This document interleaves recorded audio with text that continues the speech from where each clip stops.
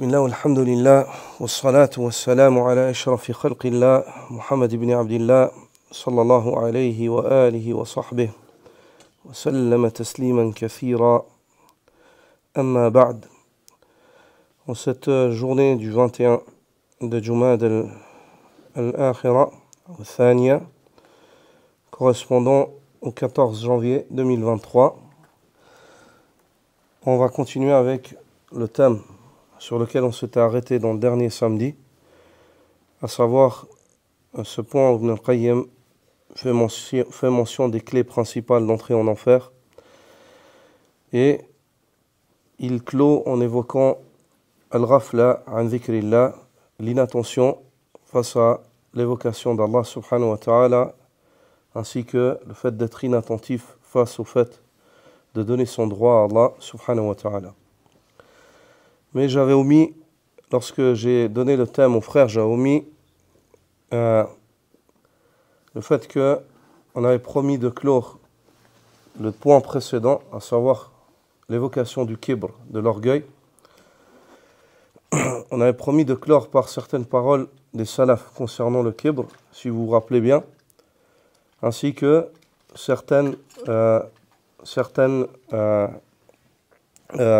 l'évocation de certaines situations dans lesquelles le kibr est manifeste dans nos vies, la présence du kibr dans nos vies, dans notre comportement, et ainsi de suite, des exemples concrets dans la vie de tous les jours.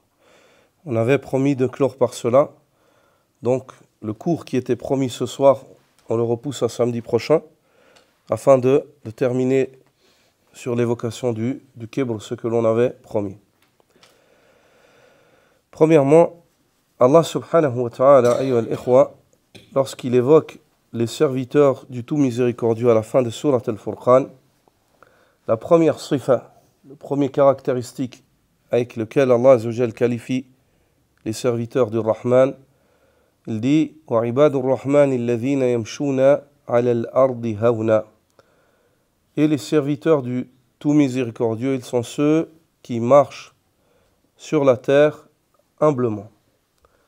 Donc ici, ce fait de les qualifier par ce qualificatif, ceci veut dire qu'ils sont ceux qui se sont purifiés du kibr. Ils ne sont pas orgueilleux. Ils sont le contraire de l'orgueil. Ils sont humbles. Ils marchent sur terre humblement, car ils se rappellent d'Allah subhanahu wa ta'ala et du fait qu'Allah azza wa jal les voit, et ils ont conscience de qui ils sont réellement, des créatures d'Allah azza wa jal faibles qui ne possèdent rien si ce n'est ce qu'Allah leur a accordé, qui retourneront à Allah et qui seront jugés. L'érudit Ibn Kathir, rahimahullah, Ismaïl Ibn Kathir, dans le tafsir de ce verset-là, dans son tafsir, dit « Ay yamshuna bisakinatin wa waqar min ghayri jabariyatin wala istikbar » Ils sont ceux qui marchent avec calme et pondération. Ils ont du recul dans leur démarche, dans leurs paroles, et ils ne marchent surtout pas ils ne foulent pas la terre d'Allah avec outrance et orgueil, en étant outranciers et orgueilleux. قال تعالى ولا تمشي في الأرض مرحا إنك لن تخرق الأرض ولن تبلغ الجبال طولا. Allah le Très-Haut dit dans Surat al-Isra, Ibn Kathir s'argumente avec ce verset-là de Surat al-Isra, et ne marche pas sur terre avec orgueil. Tu ne saurais fendre la terre et tu ne saurais jamais atteindre la taille des montagnes. Ô toi, petit être humain, pourquoi est-ce que tu t'enorgueilles? La terre, tu ne peux pas la fendre, et les montagnes, tu ne peux pas atteindre leur taille. Voilà, tamshi fil ardi maraha. Et ne foule pas la terre d'Allah avec orgueil. Et l'érudit Ibn al-Qayyim, rahimahullah, dit, lorsqu'il dit yamshuna ala al-ardi hawna, il marche sur terre humblement, il dit mutawadi'ina,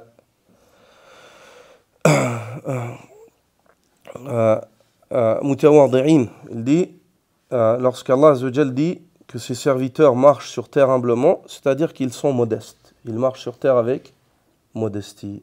Ils s'avilisent devant Allah subhanahu wa ta'ala. Et celui qui s'avilit devant Allah subhanahu wa ta'ala, Allah l'élève. Et le prophète sallallahu alayhi wa sallam dit « Man tawada'a lillahi rafa'ah » et il était sur le minbar, il a fait avec la main comme ça. Man tawada'a lillah rafa'ahu. Celui qui s'avilit pour Allah, qui témoigne de sa modestie en évoquant en se rappelant de la majesté d'Allah subhanahu wa ta'ala, Allah azza wa jal l'élève, rafa'ahu. Allah azza wa jal l'élève par cela. Omar ibn al-Khattab radiyallahu ta'ala anhu dit: Inna al-abda idha tawada'a lillahi rafa'a Allahu hikmata. Lorsque le serviteur se montre modeste devant Allah, Allah élève sa sagesse, il augmente sa sagesse. Lorsque le serviteur, pour Allah subhanahu wa ta'ala, car il se rappelle d'Allah subhanahu wa ta'ala, il se montre modeste devant Allah jalla jalalu, Allah subhanahu wa ta'ala, il élève, il augmente sa sagesse. C'est-à-dire que cet homme-là, Allah lui compensera cette modestie dont il fait preuve pour Allah par de la hikmah, par de la sagesse. Celui à qui Allah azza wa jal donne la sagesse, Allah lui a donné un grand bien. Et comme l'a défini Ibn al-Qayyim parmi les jolies définitions qui ont été données de la sagesse, c'est al-hikmah huwa ma yanbaghi ala al-wajhi alladhi yanbaghi ma'a man yanbaghi. C'est ce qu'il faut de la manière qu'il faut avec qui il faut. C'est-à-dire le fait de savoir parler, à qui tu parles, comment est-ce que tu lui parles, ou de savoir te comporter, avec qui tu te comportes et comment te comporter. Ça c'est la hikmah, ça c'est la sagesse. C'est la plus grande richesse qu'Allah subhanahu wa ta'ala puisse donner à une personne, ou parmi les plus grands biens qu'Allah puisse octroyer à une personne.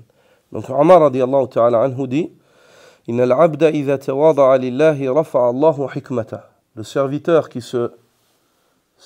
s'avilit, s'abaisse pour Allah, c'est-à-dire il ne s'enorgueille pas, il est humble pour Allah azza wa jal, parce qu'il se rappelle d'Allah, parce qu'il se rappelle que sans Allah il n'est rien, et que Allah lui a accordé, et Allah le ramènera et le jugera. Celui qui se montre ainsi, Allah subhanahu wa ta'ala augmente sa hikmah, sa sagesse. وقال له, et il dit, Allah lui dira: إن تعش نعشك الله فهو في نفسه حقير وفي عين الناس كبير. Et Allah lui dira, augmente, revivifie-toi, qu'Allah te revivifie. Revivifie-toi, qu'Allah te redonne la vie constamment, qu'Allah t'élève constamment. Une personne qui se montre, qui s'avilit pour Allah, c'est comme s'il l'élève. Il le lève, il dit: lève-toi, lève ta tête, qu'Allah t'élève à chaque fois. Et il l'augmente en sagesse. فهو في نفسه حقير وفي أعين الناس كبير. Cette personne-là, dit Omar, il se méprise. Quand il se voit lui-même, il se voit tout petit. Mais dans les yeux des gens, il est très grand. Et les gens le voient grand. Lui se voit petit et les gens le voient grand. À la tête de cela, le prophète sallallahu alayhi wa sallam, ainsi que Al-Khulafa al-Arba'a, ces 4 califes, ils étaient ainsi. Ils se voyaient très petits et les gens les ont vus grands. Jusqu'aujourd'hui, ils ne cessent. Les plus grands des hommes les voient grands. Et les plus grands des hommes les voient grands. Il dit: وَإِذَا تَكَبَّرَ وَعَتَى وَهَصَهُ اللَّهُ إِلَى الْأَرْضِ.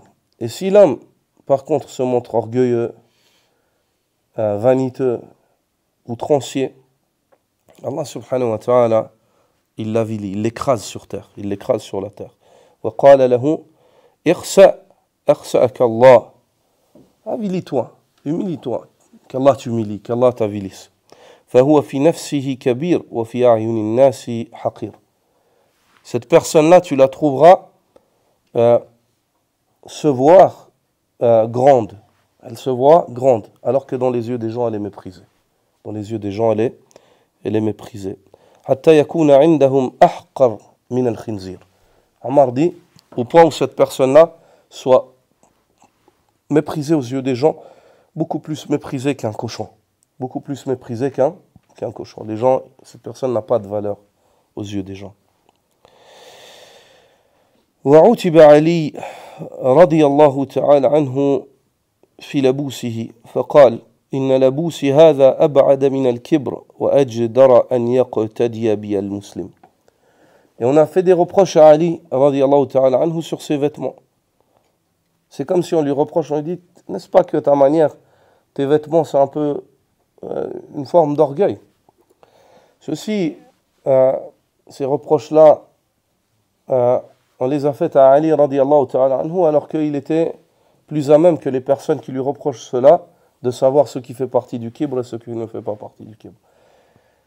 Rappelez-vous ce hadith d'Ibn Mas'ud radiallahu ta'ala anhu, où lorsque le prophète sallallahu alayhi wa sallam a dit « La personne n'entrera pas au paradis pour autant qu'il y a mithqala dharratin min kibr, min khardalin min kibr fi qalbi » pour autant qu'il y ait un grain d'atome d'orgueil dans son cœur.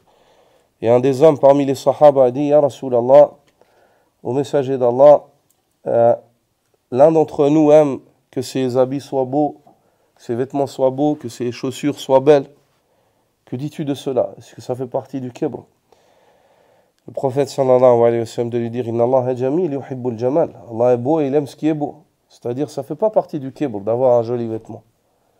Mais si par contre tu mets ton vêtement et tu vois que tu es meilleur que les autres par le biais de ce vêtement, que les autres ne possèdent pas, là c'est du kibr.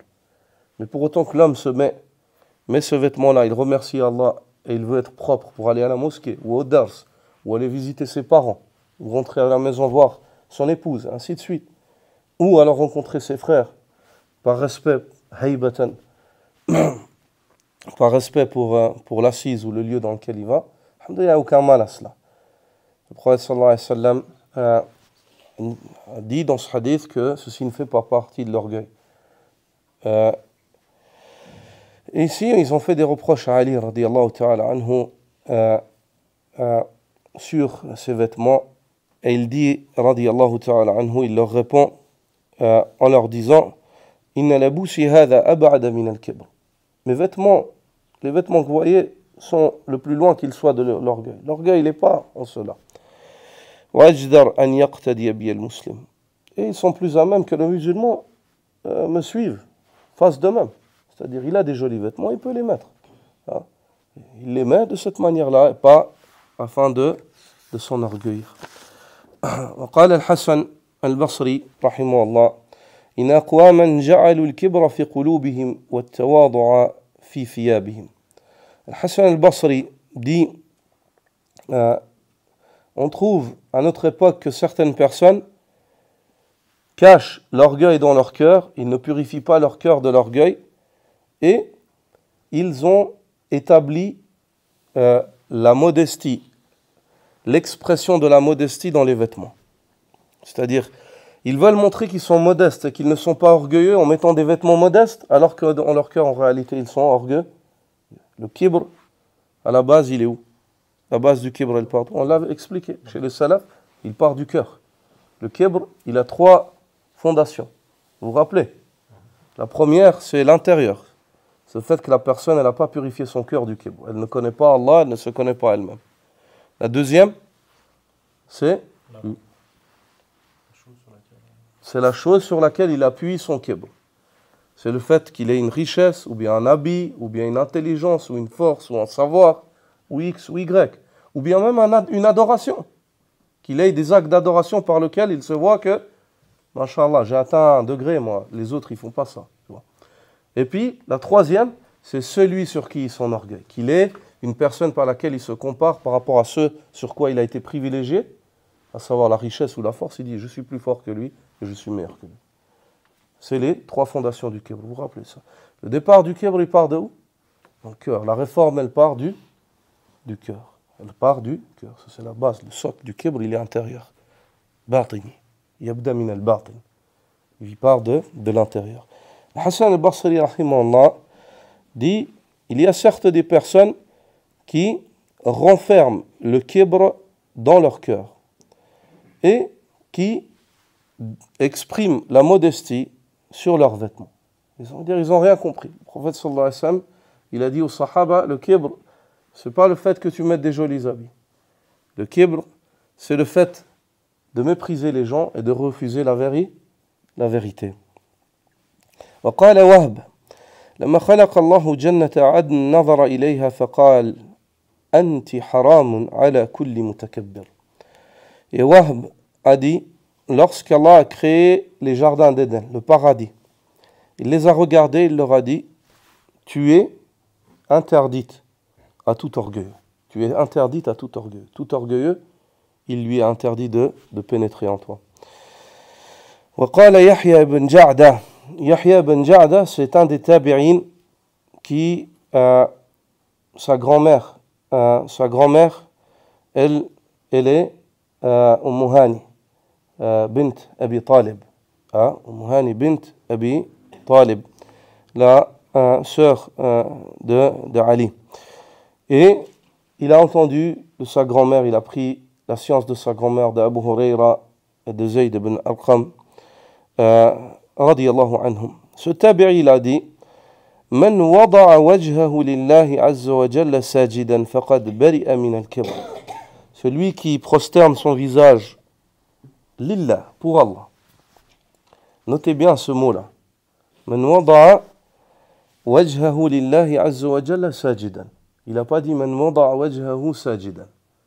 Il n'a pas dit celui qui met son visage prosterné bari'a min al-kibr. La. قال من وضع وجهه لله أي موحدا محققا للتوحيد.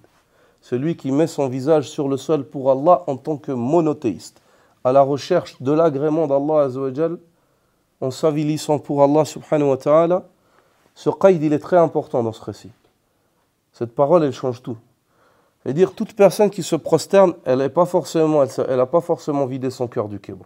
Celui qui a vidé son cœur du kibr, c'est man arafa Allah azza wa jal, haqqa ma'rifati. Celui qui connaît bien Allah subhanahu wa ta'ala, wa qaddara Allah azza wa jal, haqqa qadri, et qui estime Allah sa juste valeur. Arafa nafsahu, il connaît sa personne. Et il se prosterne pour Allah azza wa jal. De cette manière-là, Allah azza wa jal vide son cœur du kibr. Ça lui vient même pas à l'esprit de se croire bon ou meilleur, ou ainsi de suite. Allah subhanahu wa ta'ala, il épure son cœur par ce sujoud du kibr. Quand il se lève de ce sujoud-là, ça lui viendrait jamais à l'esprit de se voir meilleur que quelqu'un d'autre. De se voir meilleur que quelqu'un d'autre. Il est rapporté de Uthman al-Naysaburi, rahimahullah, qui dit Ma taraka ahadun shay'an min as-sunnah illa li kibrin fi nafsi.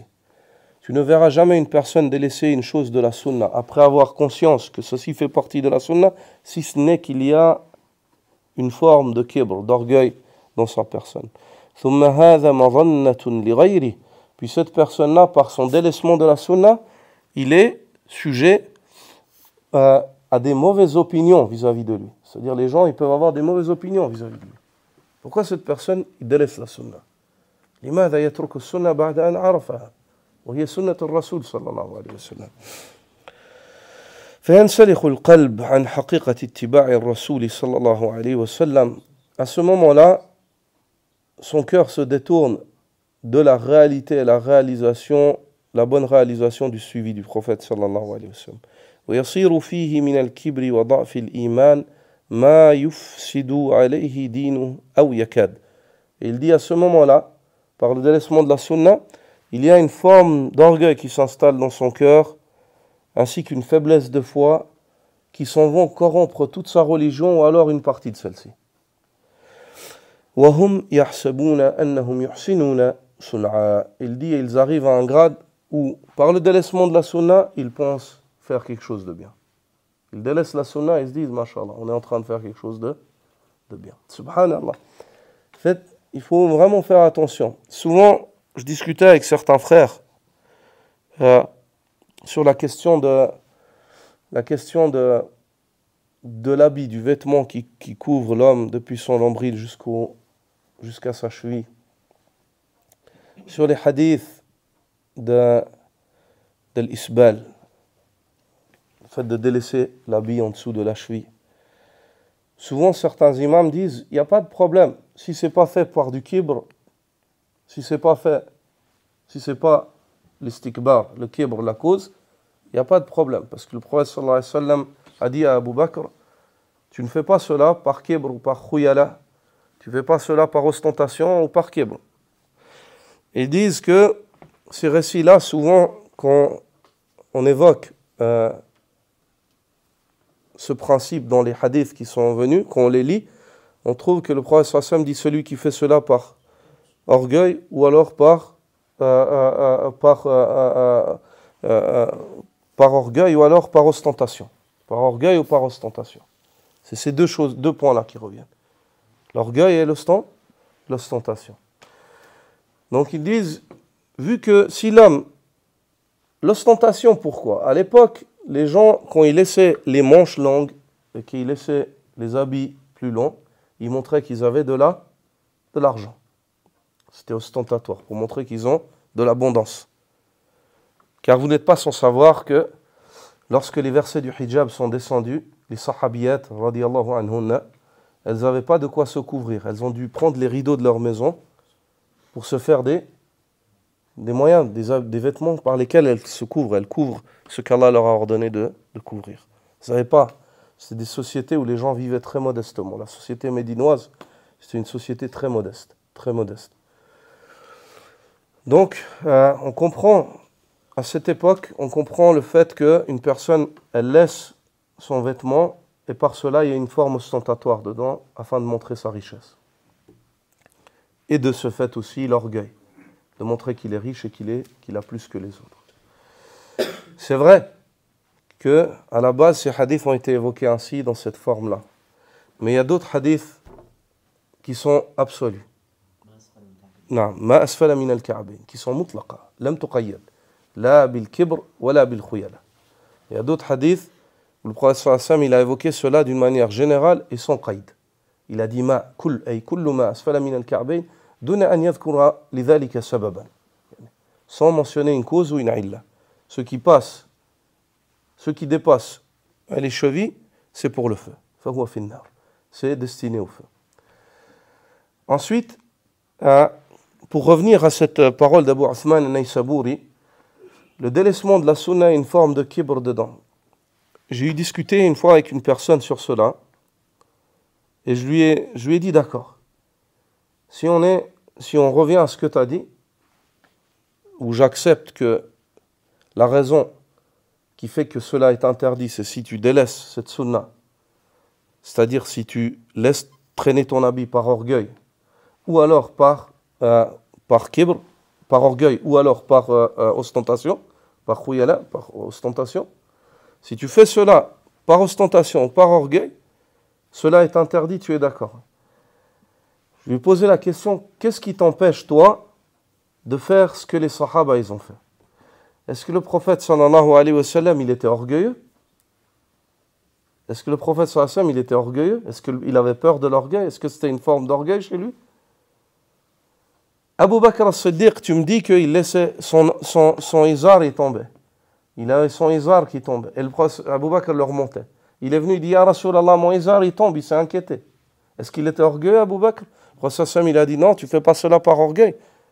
Mais est-ce qu'il lui a dit, laisse-le en bas? Non, il le remontait à chaque fois. Kana yarfa'u. Radiyallahu anhu. Il le remontait, il ne le laissait pas.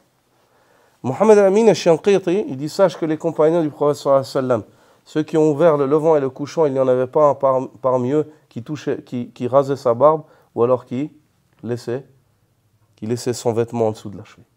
Il n'y en avait aucun. Les sahaba. Non, la personne me dit, non, le prophète sallallahu alayhi wa sallam, il n'était pas orgueilleux.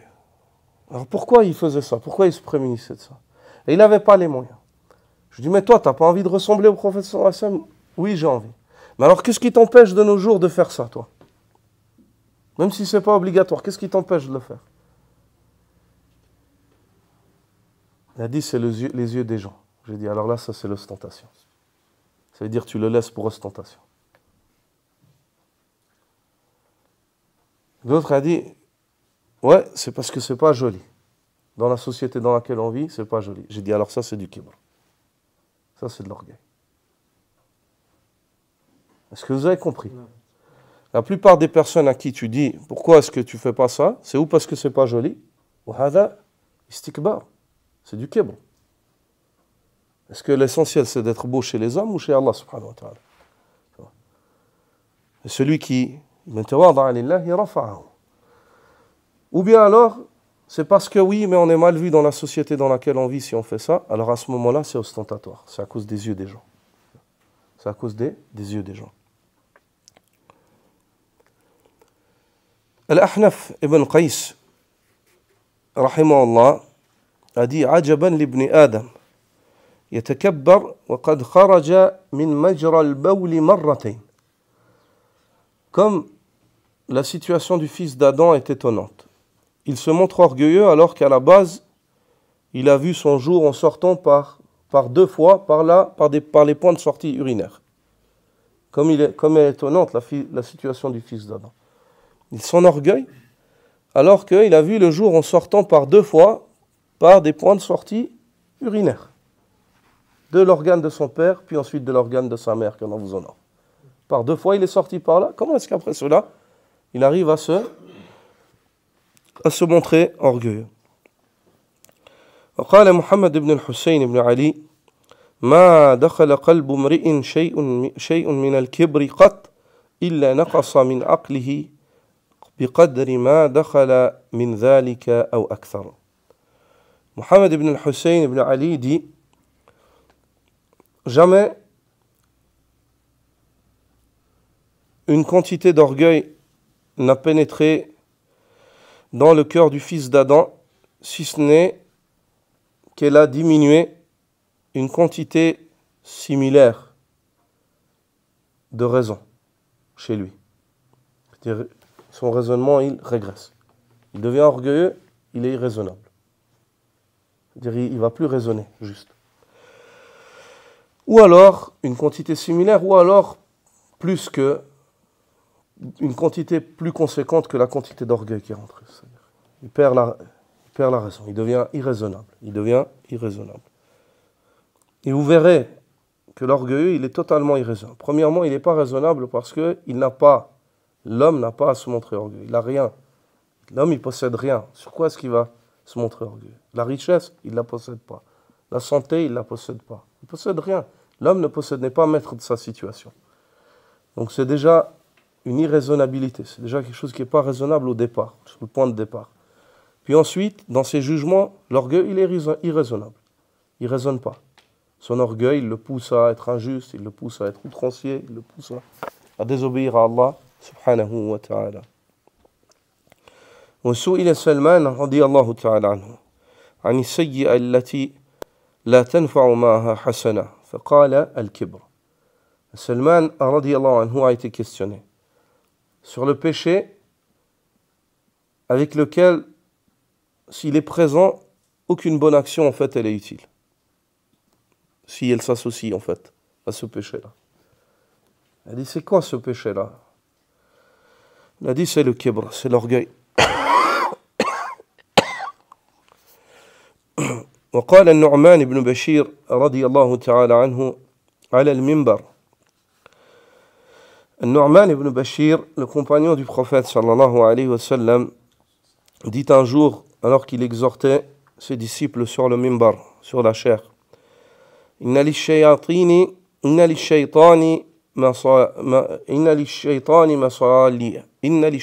مصاليا وفخوخا إن للشيطان مصاليا وفخوخا وإن من مصالي الشيطان وفخوخه البطر بأنعم الله والفخر بإعطاء الله والكبر على عباد الله واتباع الهوى في غير ذات الله.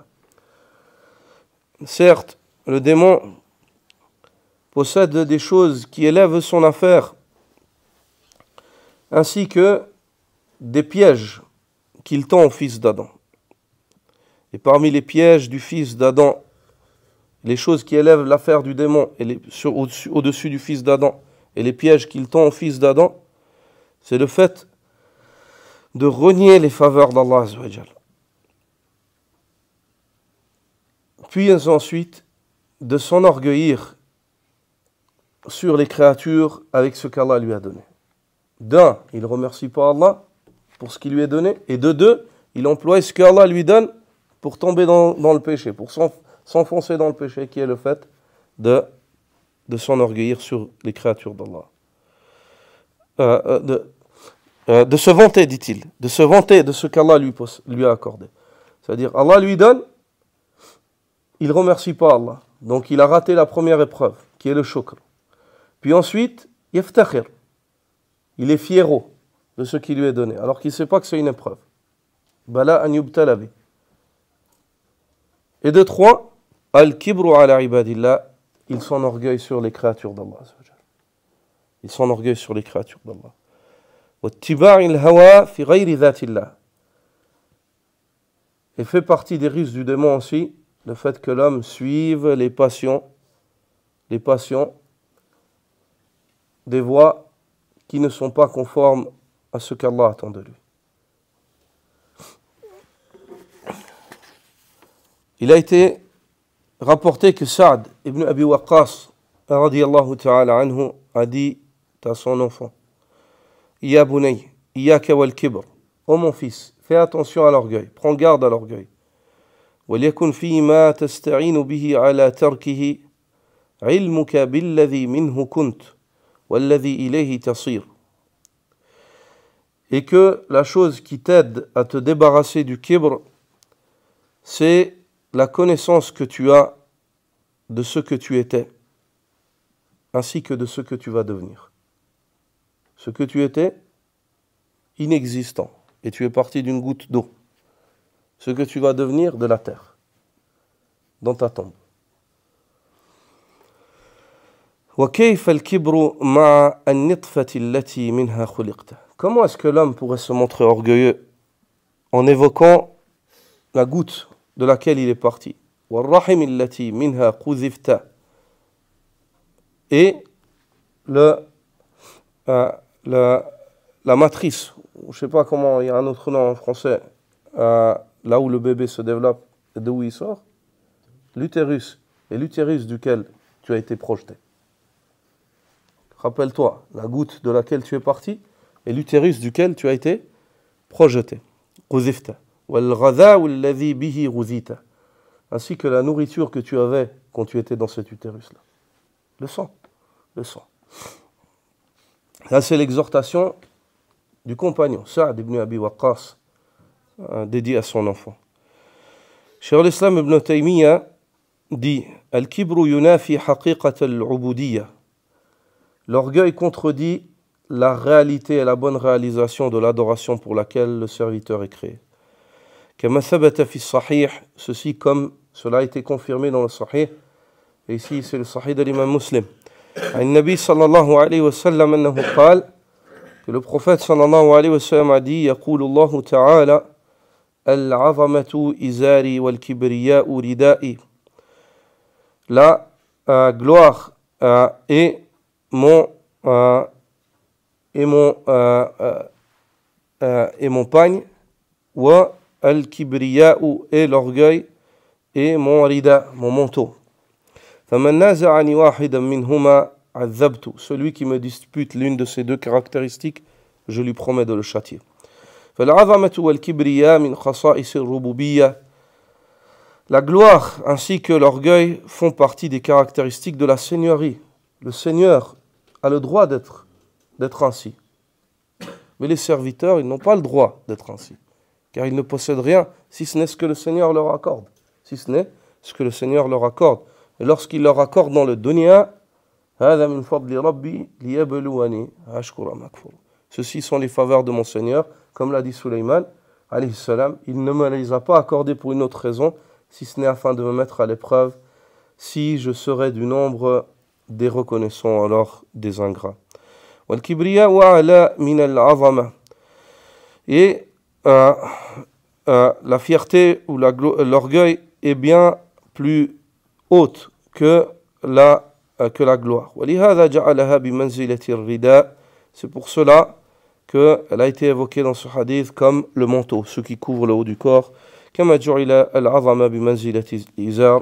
Et la gloire, elle a été évoquée comme le pagne, celle qui couvre le bas du corps. Les catégories de kibr, je ne me rappelle plus si nous les avons évoquées auparavant, mais je les évoque à nouveau. Elles sont au nombre de combien? Aqsam al-kibr. Aïwa, ma hiya?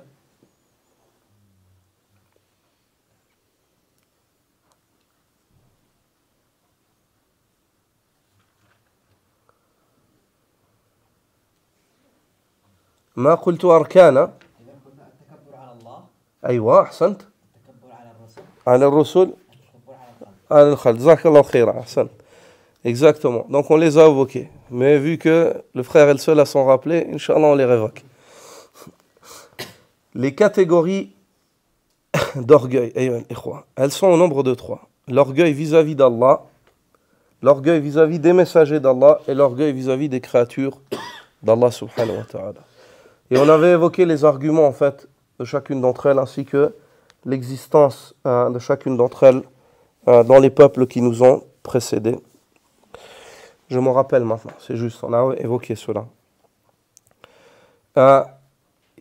Quant aux formes de kibr dans notre vie de tous les jours, et par cela je désire clore le cours, Inch'Allah, en évoquant certaines formes de kibr dans notre vie de tous les jours, dans lesquelles nous pouvons tomber assez facilement sans nous rendre compte. Afin d'avoir conscience de la réalité en fait du kibr dans ce qui va être évoqué, j'aimerais reprendre avec vous la définition du kibr donné par le prophète sallallahu alayhi wa sallam. Abdullah ibn Mas'ud radiyallahu ta'ala anhu, dans le Sahih de l'imam Muslim, il est évoqué que Abdullah ibn Mas'ud relate que le prophète sallallahu alayhi wa sallam a défini le kibr. Et il a dit Al-kibru batarul haq wa ghamtun nas. Le kibr, c'est le fait de rejeter la vérité et de mépriser les créatures. De mépriser les créatures, les gens. Lorsqu'on a conscience de cela, l'homme voit et peut estimer s'il est orgueilleux ou pas. Est-ce qu'il est tombé dans l'orgueil ou pas? Il peut se juger lui-même. Et parmi les formes d'orgueil qui sont existantes dans nos sociétés aujourd'hui, et l'une d'entre elles est très répandue et très dangereuse, c'est l'orgueil des enfants vis-à-vis de leurs parents. L'orgueil des enfants vis-à-vis de leurs parents. Le prophète sallallahu alayhi wa sallam,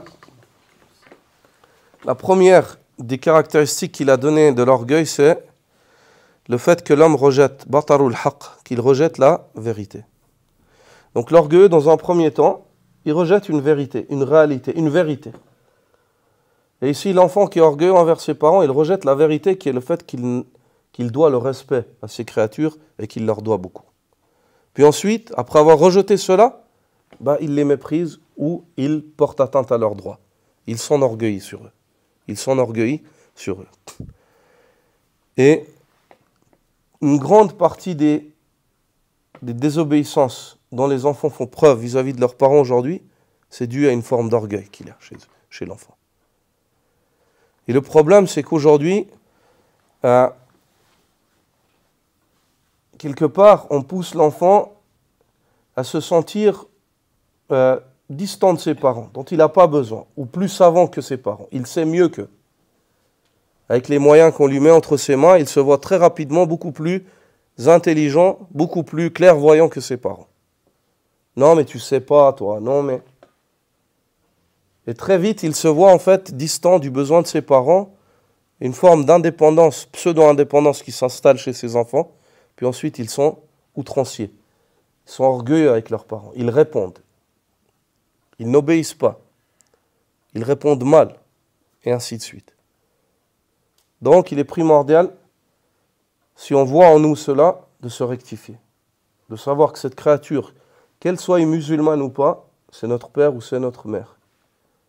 Et qu'on lui doit respect. Et que cette créature, elle a des faveurs sur nous.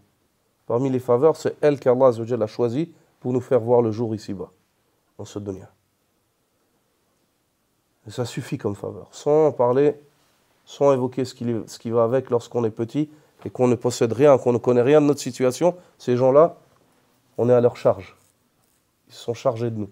Ils nous ont nourris, ils nous ont vêtus, et ainsi de suite. Parmi les formes d'orgueil qu'il y a aussi dans nos sociétés aujourd'hui, c'est des fois l'orgueil des parents aussi. L'orgueil des parents vis-à-vis des enfants. Le fait que l'enfant vienne avec éducation et il nous conseille, ou il nous évoque une vérité, une chose qui est vraie, et puis nous on dit, non mais moi, c'est toi qui vas m'apprendre. Ça c'est une forme de kibr. C'est une forme d'orgueil. C'est une forme d'orgueil. Mais chaque fois que j'évoque une situation ici, je ne l'évoque pas pour qu'on juge nos parents, mais je l'évoque pour qu'on se juge nous en tant que parents. Et quand j'évoque la situation des enfants, je ne l'évoque pas pour qu'on vienne sur nos enfants et dise « Ah, t'as entendu ce qu'il a dit ?» Mais nous, en tant qu'enfants, chacun d'entre nous est enfant de quelqu'un, Inch'Allah, c'est qu'on se remette en question par rapport à nos parents. Donc je n'évoque pas une catégorie pour juger une autre. Chaque catégorie que j'évoque, le but, c'est qu'elle se juge elle-même, qu'on se juge nous-mêmes. Donc en tant que parent, le fait que ton enfant vienne te conseille et te dise « c'est pas bien ce que tu dis » ou « c'est pas bien ce que tu fais », écoute, s'il a raison, ne t'enorgueille pas. Car tu lui enseigneras le kibr, tu lui enseigneras en fait l'orgueil, par ton comportement. Parmi les formes d'orgueil aussi, qui sont répandues, c'est l'orgueil du mari sur sa femme. L'orgueil du mari sur sa femme. Surtout lorsque, par exemple, certains maris, en fait, ils ont leur femme à charge. Les femmes ne travaillent pas, et ainsi de suite. Et c'est moi qui, et c'est moi. Et tout mot que la femme lui dit, en fait, pour lui, c'est comme si elle a porté atteinte, en fait, à son statut. Absolument pas. Le prophète, sallallahu alayhi wa sallam, discutait avec ses femmes. Il ne s'enorgueillait pas. Des fois, elle lui répondait. Il ne s'enorgueillait pas tout de suite en disant « Ouais, qui je suis moi, tu sais qui je suis ?» et ainsi de suite. T'es qui? T'es un serviteur d'Allah. Certains des Salaf disaient « Je désobéis à Allah et je reconnais. Je vois l'impact de ma désobéissance sur le caractère de ma monture et de ma femme. » C'est-à-dire que lui, il désobéissait à Allah. Quand il voyait que sa femme, en fait, elle lui répond, il disait « Subhanallah, j'ai désobéi à Allah quelque part. » Ou j'ai pas fait attention, j'ai dû lui désobéir. Ils se repentaient. Parce qu'ils étaient constamment reliés à Allah. Ce n'était pas eux le centre du monde. La qibla, chez eux, ce n'était pas eux. La qibla, la direction, c'était Allah Azza wa Jal. Ils voyaient, ils partaient toujours de ce principe qui est le fait de chercher l'agrément d'Allah Azza wa Jal. Iltimasu rida Allahi ta'ala. Le fait de rechercher l'agrément d'Allah, le Très-Haut. Donc de ce fait, il est important que le chef de famille il fasse attention. Il s'acquitte de ses devoirs et il patiente face au manquement de sa famille en essayant de traiter cela par l'éducation et le al-jidal billati hiya ahsan, le débat, le discours ou le dialogue, l'échange de la meilleure des manières. Parmi les formes d'orgueil qui sont répandues dans notre vie de tous les jours, c'est l'orgueil des épouses vis-à-vis de leur ou envers leur époux. Et ceci, d'autant plus lorsque l'épouse est belle ou riche, ou elle est d'une famille noble ou bien d'une famille forte. Souvent, le shaitan la trompe et puis elle s'enorgueille sur son mari. Des fois, certaines d'entre elles avec des paroles très lourdes. Moi, j'aurais pu épouser d'autres hommes, ou d'autres hommes m'ont demandé, et ainsi de suite, sous les moments de colère. Ça, c'est du kibr. C'est du kibr. Elle rejette la vérité qui est le fait qu'Allah lui a donné des devoirs envers son époux. Et ensuite, elle le méprise. Wallahi, toute forme d'orgueil, le prophète sallallahu alayhi wa sallam, dans ce hadith d'Ibn Mas'ud, lorsqu'il décrit l'orgueil, il l'a défini. Il a dit « N'entrera pas au paradis celui qui possède un grain d'atome d'orgueil dans son cœur. » Nous avons expliqué dans le premier cours ce que cela veut dire, c'est-à-dire que le hadith le récit où les salafs disent « Allah a créé le paradis », il l'a regardé, il lui a dit « Tu es interdit à tout orgueilleux ». Ces récits-là veulent dire que l'entrée au paradis, elle tarde, lorsqu'il s'agit du musulman et du croyant. Il entrera un jour, mais il passera par l'enfer qu'Allah nous en préserve. Et menacé. Certaines personnes, des fois, m'ont fait une reproche, m'ont dit « Pourquoi est-ce que tu dis menacé? Pourquoi est-ce que tu dis pas averti ?» Je dis « Parce que c'est une menace. » Il dit « C'est dur. » Je dis « C'est dur. Parce que ce qu'il y a derrière, c'est dur. Il faut que les gens sachent que c'est une menace. Ils sont menacés par l'enfer, pour autant qu'ils auront cette caractéristique-là. Est-ce que c'est juste? Oui, c'est juste. Car Allah Azza wa Jal les a créés, il veut pour eux le khayr. Donc il les avertit par une chose qui est très dure, car aussi l'acte auquel ils s'adonnent, le comportement dont ils font preuve, ils n'ont pas besoin, ils pourraient s'en détacher. Ce n'est pas vital pour eux, au contraire, c'est nocif. Ça pollue leur vie et la vie de ceux qui les entourent. Donc ils n'ont qu'à s'en débarrasser. Bah, alhamdoulilah, il n'y a plus de menaces. Il n'y a plus de menaces. Donc, le comportement de la femme, l'orgueil de la femme, il est très présent aussi. Donc, je recommande aux sœurs de faire attention, pas s'enorgueillir, de ne pas piétiner les droits, de s'acquitter de leurs devoirs. Tout comme les frères aussi. J'ai fait précéder l'exhortation pour les frères, pour les maris, avant celle des sœurs, afin pas qu'on se fasse attraper, on nous dise, ouais, c'est toujours, vous parlez toujours des droits des hommes. Non, j'évoque d'abord les devoirs des hommes, parce que lorsque nous disons « Ar-rijalu qawwamuna 'ala an-nisa », les hommes sont supérieurs ou ont des droits, sont au-dessus des femmes. Lorsqu'on dit cela, c'est qu'ils sont au-dessus dans les obligations. Ils ont plus d'obligations envers les femmes que les femmes n'en ont envers eux. Donc on évoque d'abord cela. Allah, il suffit comme témoin. Et s'il y a des personnes qui après cela sont tordues dans leur compréhension, alhamdoulilah, on n'est pas responsable.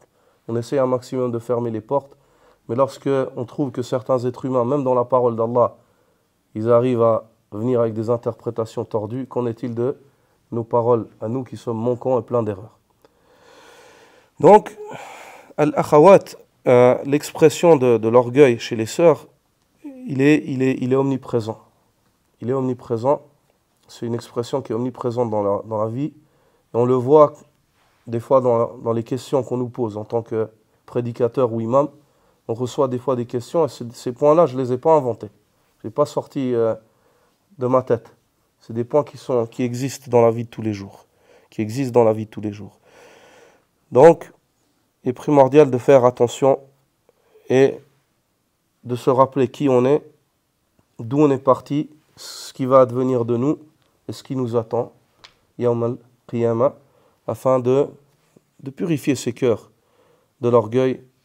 Et il nous suffit, le hadith du prophète sallallahu alayhi wa sallam n'entrera pas au paradis celui qui possède un grain d'atome d'orgueil. Par Allah azza wa jal, toutes ces choses qu'on a évoquées, la base de départ qui pousse à cela, c'est l'orgueil. Toutes ces choses qu'on a évoquées, la base de départ qui fait naître en fait ces mauvais comportements, et c'est l'orgueil. Un des qudat qui a jugé pendant plus de 40 années, qui était juge pendant plus de 40 années en Arabie Saoudite, il a traité plus de 20 000 cas de divorce qui lui ont été présentés. Indépendamment de son nom, son nom, il ne va rien changer. Je ne vais pas l'évoquer, il ne va rien changer. Ce que j'aimerais noter, en fait, après avoir évoqué l'orgueil des maris, des époux et l'orgueil des épouses, sur plus de 20 000 divorces qu'il a traités, dont il a jugé, à la lumière du Coran et de la Sunna, il est venu en fait avec deux caractéristiques. Il dit deux caractéristiques, il dit j'en suis venu sur le fait que je peux résumer la raison de la plupart des divorces que j'ai jugés. Si je peux la résumer en deux choses, je la résumerai en deux caractéristiques. L'une chez les hommes, l'autre chez les femmes. Et ça, c'est la parole d'un qadi, d'un juge, qui est alim, basir, qui connaît les règles et les sources de la charia, et en plus de cela, qui a eu affaire. Il a été éprouvé, en fait, avec le fait de juger, de traiter ces questions-là.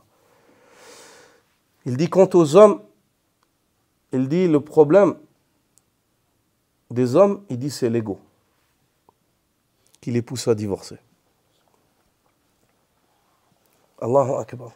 Le problème, la plupart des divorces, sur 20 et quelques mille divorces qu'il a vus, lorsque l'homme, il en est venu, puis il a dit, bah, c'est fini, maintenant c'est fini, c'est l'ego. Et l'ego, c'est quoi? C'est le kibr ou pas? C'est le kibr.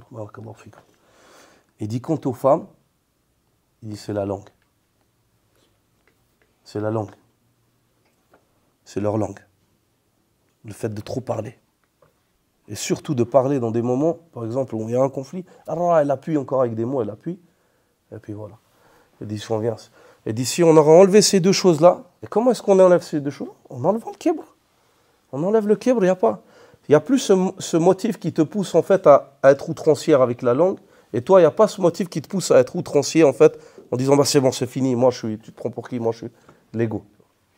Ouais, alhamdoulilah. Sur les 20 000 divorces, peut-être il y aurait peut-être eu 100 cas, 200 cas sur 20 ans, au grand maximum, qui auraient mérité d'être traités. Subhanallah. Parmi les formes de kibr qui sont présentes dans nos sociétés, c'est l'orgueil du savant. L'orgueil du savant sur les étudiants. Au point où il se voit meilleur qu'eux. Il voit qu'il a une faveur sur eux. Mais il ne voit pas la faveur qu'Allah a sur lui et la faveur qu'Allah lui a accordée, qui est le fait de pouvoir avoir la chance d'enseigner et de trouver des personnes qui sont intéressées d'apprendre et qui, par la suite, ils seront en fait porteurs de ce savoir dont tu espères, si tu étais sincère, qu'eux l'enseigneront aussi et tu auras des récompenses. Il ne voit pas ça. Il voit que c'est lui. La faveur, elle revient à lui et il se voit meilleur qu'eux. Et souvent, ces personnes-là, on les remarque en fait au niveau du comportement, ils ont facilement tendance à dénigrer leurs étudiants ou leurs élèves, à les rabaisser. Facilement tendance à les dénigrer, à les rabaisser, en se voyant qu'ils ont une faveur sur eux et que les gens ont des devoirs sur eux et que les gens leur doivent. Parmi les formes d'orgueil aussi, c'est l'orgueil de l'étudiant, l'orgueil du talib, où après avoir étudié chez un homme, puis tout d'un coup, il a appris des choses que peut-être cet homme-là ne sait pas, et il s'écarte, il dit « j'ai plus besoin de lui », ou « j'ai passé ce niveau », on n'a plus ce niveau-là. On a passé, on a évolué, alhamdoulilah, on n'est plus de... Cette forme d'orgueil-là, elle est néfaste par Allah Azzawajal. Tant que le talib, il a de l'orgueil dans son cœur, Allah Azzawajal ne lui accordera jamais de tirer utilité de son savoir. Son savoir ne lui sera pas utile. Et si tu penses que le savoir est utile à l'orgueilleux, regarde ton savoir avec le savoir d'Iblis. Essaye de comparer ton savoir avec le savoir d'Iblis. Est-ce que tu peux arriver un jour au savoir d'Iblis, qui était un alim, un abid, un adorateur et un savant, au point où cela lui a valu d'être élevé aux cieux? Jamais. Jamais. Tu ne saurais arriver à ce niveau-là. Mais sache que l'orgueil, il va éteindre les lumières de l'utilité de ton savoir. Ton savoir, il sera ténèbres, il ne sera pas lumière pour toi. Ni dans le dunya, ni dans l'au-delà. Il est primordial d'être modeste en tant qu'étudiant et reconnaissant. Au point même où, même si tu vois une personne qui t'a enseigné une lettre dans la vie, chaque fois que tu le vois, va vers lui, salue-le, remercie-le. Remercie-le pour cette faveur. Et wallah, celui qui est reconnaissant envers les créatures, il est reconnaissant envers le Créateur. Celui qui n'est pas reconnaissant envers les créatures, il n'est pas reconnaissant envers le Créateur. Le prophète sallallahu alayhi wa sallam dit « At-tahadduthu fi ni'amillah shukr wa tarkuha kufr. Wa man lam yashkur al-qalil la yashkur al-kathir. Wa man lam yashkur al-nas la yashkur Allah. Wal jama'atu ar-rahma wal firqatu 'adhab. » Le prophète sallallahu alayhi wa sallam dit « Le fait d'évoquer les faveurs d'Allah, c'est une forme de reconnaissance. Délaisser l'évocation des faveurs d'Allah, c'est une forme d'ingratitude. Celui qui n'est pas reconnaissant pour les petites choses ne le sera pas plus pour les grandes. Celui qui n'est pas reconnaissant envers les créatures n'est pas reconnaissant envers le Créateur. Le groupe, l'union est une forme de miséricorde et la division est une forme de châtiment. Primordial qu'on soit reconnaissant les uns envers les autres. L'enfant envers ses parents, les parents envers l'enfant, le mari envers sa femme, la femme envers le mari, l'enseignant envers les étudiants envers l'enseignant, le dirigeant envers ceux qui dirigent envers leurs dirigeants. Tant qu'on est, il y a ce cercle sain de reconnaissance, Allah Azzawajal, il nous garde dans sa rahma, dans sa miséricorde. Dès que ce cercle est rompu, ça commence. Les portes du châtiment, elles s'ouvrent. Les portes du châtiment, dans toutes les sphères de la vie. Dans toutes les sphères de la vie. Wallahu ta'ala a'lam. Parmi les formes d'orgueil aussi, il y a l'orgueil néfaste du dirigeant sur ceux qu'il dirige, au point où il les voit comme des esclaves, qui lui doivent tout et dont il ne leur doit rien. Cette forme d'orgueil, elle est néfaste. Elle est néfaste, elle ouvre la porte, en fait. Elle ouvre la porte du mal. Elle ouvre la porte du mal dans l'état qu'il dirige, ainsi que elle créera un sentiment d'instabilité. Un jour ou l'autre, il se peut que l'homme soit rattrapé par ce mal-là, qu'Allah Azza wa Jal nous en préserve. Et une fois de plus, lorsque j'évoque cela, il ne fait pas partie de notre éducation, de notre méthodologie de lever le doigt sur X ou Y ou sur les dirigeants et de s'occuper de cela. Les dirigeants dirigent et Allah les jugera pour ceux qu'ils dirigent. Nous louons Allah qui n'a pas fait de nous des dirigeants. Alhamdulillah. On remercie Allah. La direction de nos familles est déjà une charge assez importante. Au sujet de laquelle nous serons questionnés. Et nous laissons aux dirigeants la charge qu'Allah Azza wa Jalla leur a accordée, qu'ils l'aient demandé ou pas. Ça c'est entre eux et Allah subhanahu wa ta'ala. Qu'Allah Azza wa Jalla nous guide tous sur le droit chemin. Aussi, l'orgueil de ceux qui sont dirigés vis-à-vis de leurs dirigeants. Cet orgueil-là est néfaste.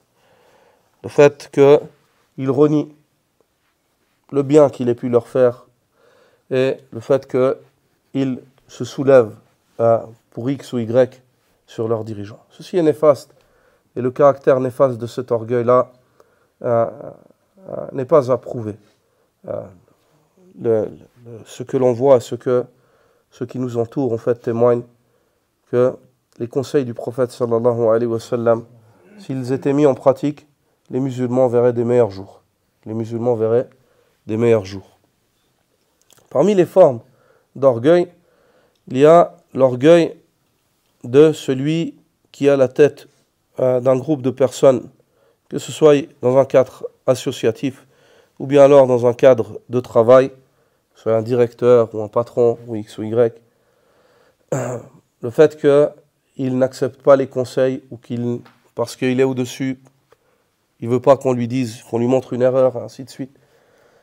Tout cela sont des formes d'orgueil, en fait, dont il se peut contenter. Si tu vois que toi, tu as une équipe, tu diriges une équipe, puis on te reprend sur une chose, et puis tu dis « Oh, t'aimes pas qu'on te reprenne », c'est que tu es orgueilleux. On ne peut pas te dire autrement.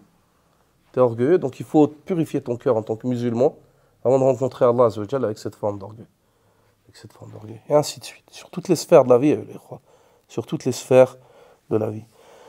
Et parmi les formes d'orgueil, au niveau de la fraternité et au niveau de la communauté, c'est le fait que quelqu'un vienne te conseiller avec un hadith ou un verset et puis que tu n'acceptes pas. Ça ne te plaît pas, en fait, le fait qu'il t'ait dit. Alors qu'il a dit la vérité. Prends le recul, regarde. Est-ce que c'est juste? Cherche. Est-ce que Allah a dit cela? Est-ce que les savants disent cela sur ce verset?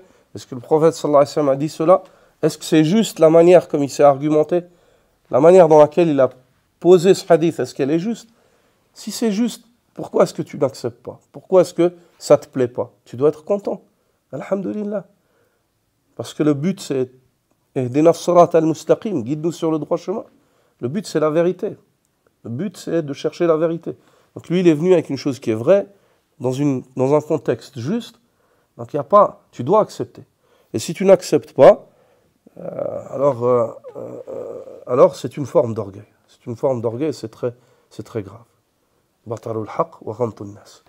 Rejeter la vérité, puis ensuite ça te pousse à mépriser les gens. Allah Azza wa Jalla dit wa idha qila lahu ittaqillah akhadhathu al-'izzatu bil ithm fa hasbuhu jahannam wa la bi'sa al-mihad. Lorsqu'on lui dit crains Allah, il est pris d'outrance et d'orgueil. Hasbuhu jahannam. Son point de retour sera l'enfer, et quel mauvais point de retour. Lorsque quelqu'un te dit crains Allah, t'aimes pas? Par exemple, si quelqu'un te dit crains Allah, tu lui dis crains Allah toi-même. C'est une forme d'orgueil. Si quelqu'un te dit Allahu yahdik, qu'Allah te guide, tu lui dis Allah yahdik anta, tu vois, qu'Allah te guide toi, c'est une forme d'orgueil. Tu dis Amin. Tu dis Amin, subhanallah. Inni muhtaj ila al-hidayah. J'ai besoin de la guider. Amin. Crains Allah. Qu'Allah m'accorde d'être de ceux qui le craignent. Mais aussi dans l'autre forme. Lorsque toi tu dis à quelqu'un Allah yahdik avec colère parce que tu n'es pas content, ça aussi c'est une forme d'orgueil. Quand tu lui dis Allah yahdik, dis-lui Allahu yahdik, qu'Allah te guide. C'est un dua. Dis-lui avec le cœur. Dis-lui pas comme si tu lui jettes un caillou au visage parce que ça t'a pas plu ce qu'il a fait. Allah yahdik ya akhi. C'est comme ça qu'on dit Allah yahdik ya akhi. Un des frères qu'Allah Azza wa Jal le préserve, on a cette habitude. Allah yahdik. Tu n'es pas content avec une chose, Allah yahdik ya akhi. Qu'Allah te guide. Ce frère-là, subhanallah, chaque fois, il nous arrêtait, il disait akhi, oublie pas que c'est une invocation. N'oublie pas que c'est une invocation. Tu viens d'invoquer. Ne dis pas ça juste pour exprimer une colère. Si c'est devenu une habitude chez toi d'exprimer ta colère en disant ce mot-là, choisis autre chose. C'est un dua, ya akhi. Allahu yahdik. Qu'Allah Azza wa Jal te guide. C'est la meilleure des invocations que tu puisses faire à quelqu'un. Demandez la guider. Ça, ayyuha al-ikhwa, sont certaines formes dont je voulais évoquer, qui illustrent en fait l'existence et la présence d'orgueil dans notre vie de tous les jours, qu'Allah subhanahu wa ta'ala nous préserve du mal de nous-mêmes et nous guide dans sa voie. J'aimerais clore cette série de cours sur l'évocation du kibr par ce hadith rapporté par Abdullah ibn Amr ibn al-As radiyallahu anhuma, où le prophète sallallahu alayhi wa sallam nous décrit ce qu'il va advenir de l'orgueilleux le jour de la résurrection. النبي صلى الله عليه وسلم قال يحشر المتكبرون يوم القيامة أمثال الذر في صور الرجال يغشاهم الذل من كل مكان يساقون إلى سجن في جهنم يقال له بولس تعلوهم نار الأنيار يسقون من عصارة أهل النار طينة الخبال. Le prophète sallallahu alayhi wa sallam dit: les orgueilleux seront ressuscités le jour de la résurrection sous forme de fourmis, à la taille de petits insectes, de fourmis. De fourmis qui auront la forme des hommes. C'est-à-dire des hommes à la taille de fourmis. يَغْشَاهُمُ الذُّلُّ مِنْ كُلِّ مَكَانٍ. Ils seront couverts d'humiliation de toutes parts. Sous certaines variantes, c'est venu que les gens les piétineront. Les autres gens les piétineront. Dans le dunya, ils essayaient de se monter par leur kibr, de s'élever au-dessus des gens. Dans l'au-delà, Allah Azza wa Jal les mettra sous les pieds des... Imagine-toi, tu as la taille d'une fourmi et tu vois les pieds des gens de partout et tu essaies de t'échapper.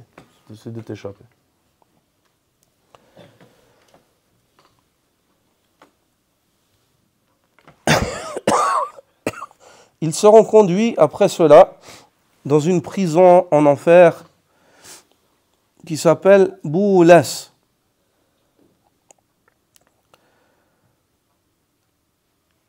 Dans cette prison-là, ils seront brûlés de toutes parts par un feu des plus ardents.